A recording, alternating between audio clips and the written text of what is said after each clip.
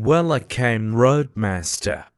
The Hellcat motor is arguably one of the most iconic engines of the 21st century, and it was the cheat code to help the aging Dodge Challenger and Charger platforms stay relevant for years longer than they otherwise should have been compared to the Camaro and the Mustang.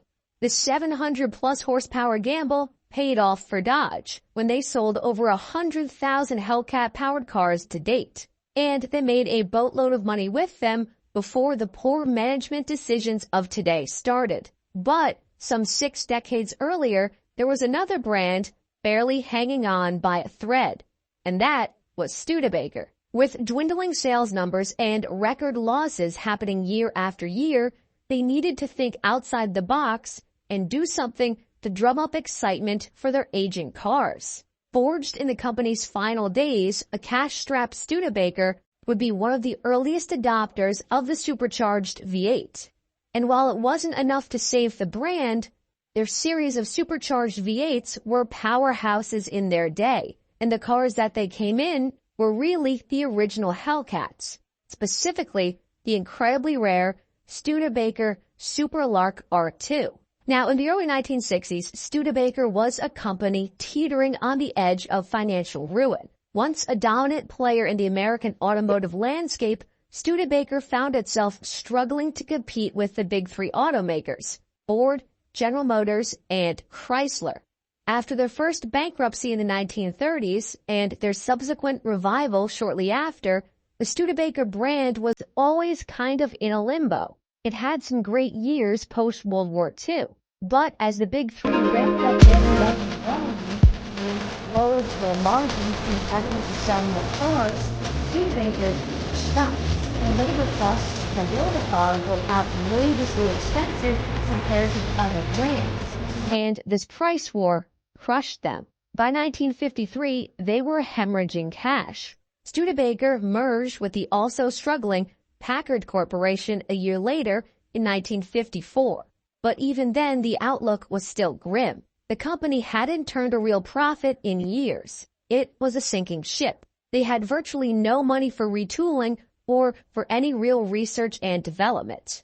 And to add insult to injury, key personnel kept leaving the company and kicking the can down the road. Bankruptcy was recommended, but the brand soldiered on, unwilling to cave in just yet.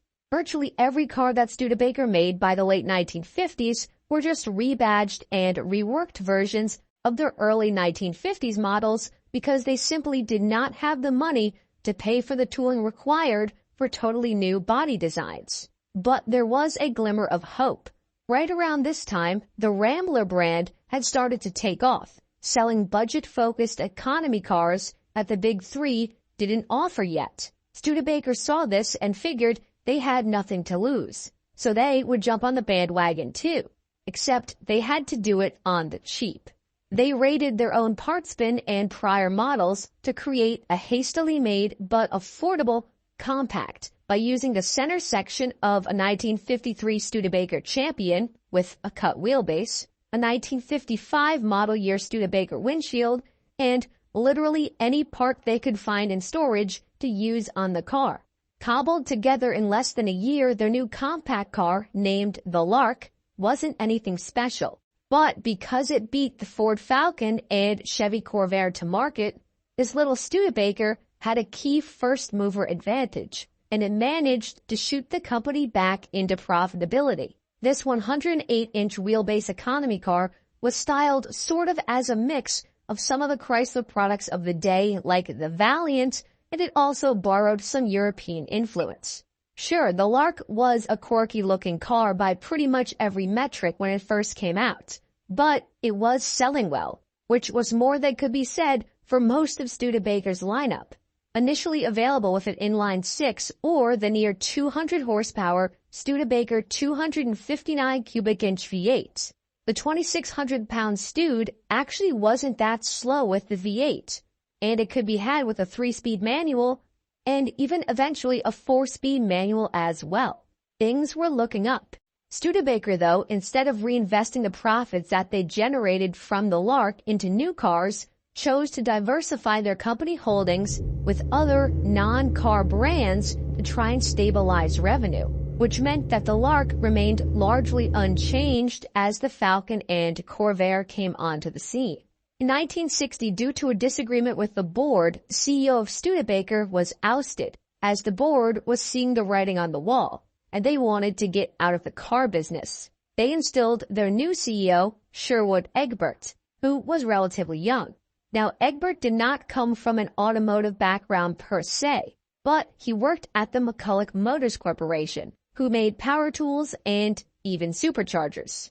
But upon getting the position at Studebaker, he began to dive headfirst into and eventually fall in love with the automotive industry. And his goal shifted from saving the company through diversification to actually saving Studebaker's struggling automotive lineup. And since Studebaker had now acquired McCulloch, that meant that their superchargers were now vertically integrated into their business model, which made them an ideal choice for future performance cars. Egbert himself, being on the younger side at 40 years old when he took the helm of Studebaker, envisioned a crucial part of the next chapter of the company as performance, similar to what Tim Kuniskis did with Dodge and the Hellcats. To appeal to a younger demographic, Studebaker had to do whatever it could in reason to shave off that stigma of their older and not that exciting cars. And as his first order of business, Egbert had the Lark itself redesigned and facelifted in 1962, with a new set of dual headlights and just a more competitive and modern overall design. He also started on the process to build the iconic Studebaker Avanti, which would be the new halo car for the brand. Unfortunately for the Lark, though, it was beginning to get outclassed by the Big Three's new offerings, so Studebaker had to do something to change public perception in their favor. Now, by the late 1950s, Studebaker was experimenting with their supercharged company V8 in cars like the Golden Hawk. But now with Egbert at the helm and Andy Gratelli on board, the supercharged Studebaker V8 was about to get a lot more interesting, as was the Lark. The standard Studebaker V8 and 6-cylinder options were still available for the Lark, but for those performance-minded buyers, there were some new, exciting V8 options available, of which there were two core versions. The R1, which was the naturally aspirated high-performance version of the Studebaker 289 V8, with a 4-barrel carburetor that made 240 horsepower. Then there was the R2, which was the same core motor just fitted with a centrifugal supercharger. It now had the boost turned up to between 6 and 8 psi, thus giving the R2-powered Larks 290 horsepower. There was also the even more mythical R3, which was a 304.5 cubic inch version of the supercharged R2 motor. These were beefed up some more and made 335 horsepower. But it's rumored that there may have only been like one to a handful of Larks with the R3 motors built at most. Remember, with the R2 powered Larks, these were still sub 2,800 pound cars. So 290 horsepower in these was no joke in the early 60s. But by 1963, things got even better for the Studebaker Lark with the introduction of the Super Lark package. This was tactically released later on after the Avanti had already hit the market as an effort to try not to cannibalize its sales. Available only with the R1 or R2 motor packages, the Super Lark was a $600 option back in 1963, on top of the already expensive R1 and R2 motors. The Super Lark package added front disc brakes, radius rods to help wheel hop in the rear, stiffer springs, adjustable shocks, and a limited slip rear diff, affectionately called the twin traction rear, which was available with anywhere from a 331 gear set all the way up to an insane 455 rear gear ratio. A BorgWarner T10 4-speed manual transmission was also available on the Super Larks. These Larks, which started off as $2,100 economy cars, ballooned in price with all these options to just about $3,700 with the supercharger and the R2 package, just $300 cheaper than a base Corvette. The R2 Super Larks, as tested, could do a 7.3 second 0 to 60 sprint and clock off the quarter-mile time in the 15-second range with a 354 geared rear. It was likely much faster with the 455s.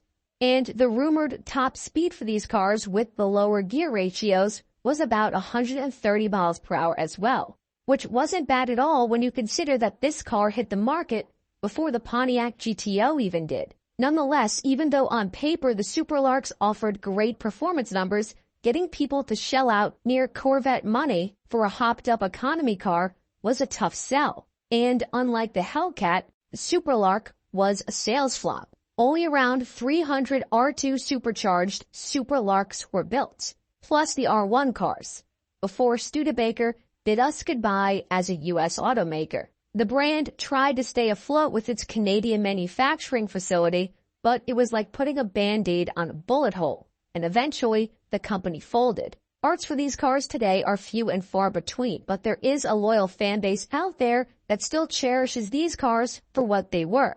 And yeah, they're nowhere near as fast as a modern Hellcat or nearly as much of a sales success. But the DNA is really kinda the same. Both brands took their aging platforms and shoehorned a supercharged V8 underneath to try and increase sales. For Dodge, they had the money to execute it and the marketing behind it. Studebaker, though, was able to make all of this happen with a company that barely made any money. The fact that they were even able to make the Lark at all is almost a miracle, let alone create a super high-performance supercharged version that had features that even some of the baddest American cars of the era didn't, is a testament to the ingenuity of the brand. With limited resources, they gave it their best shot, and that best shot turned out to be pretty damn cool. Now, if you have any stories or personal notes about the R1 or R2 Studebaker Larks, then please share them down below in the comments. I'd love to hear them. And as always, thank you all for watching another video. Please make sure to like, share, and subscribe. It really helps me out. But otherwise, I will see you next time, enthusiasts.